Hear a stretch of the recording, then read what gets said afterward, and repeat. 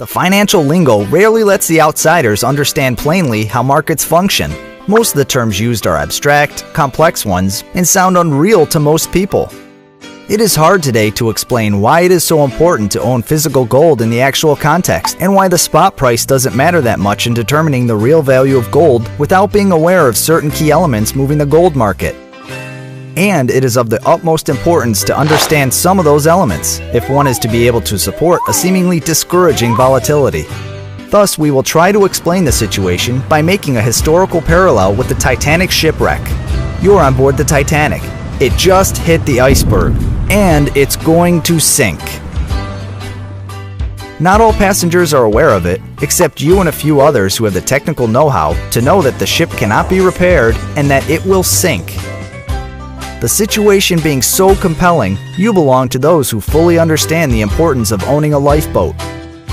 But for the moment, the value of your lifeboat isn't perceived as being extremely high by the other passengers because most of them are convinced that a ship like the Titanic cannot be shipwrecked.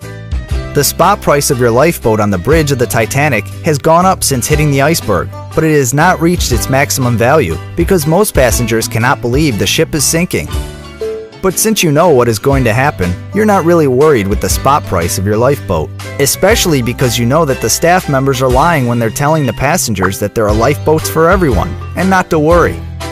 By telling passengers there are enough lifeboats for everyone, the staff members contribute to keeping the price of your own physical lifeboat low.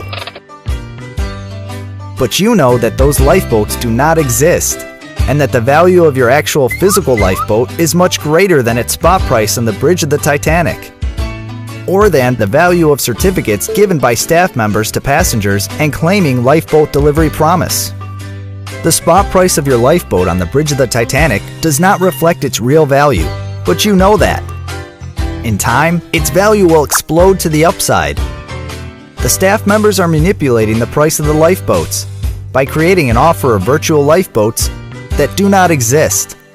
As the owner of a real lifeboat, you aren't that much worried about the manipulation because you know it will cease when all the passengers try to get their hands on a real lifeboat.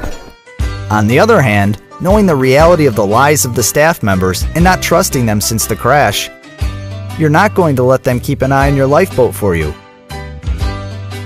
because they just might have promised it to many other passengers, and thus they might not be able to deliver it to you when you need it.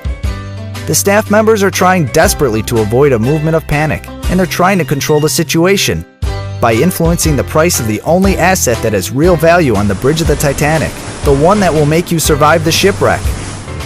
Of course, this parallel is simple, it was meant so, but it gives a clear explanation of the situation. Note that all the staff members own lifeboats since the crash.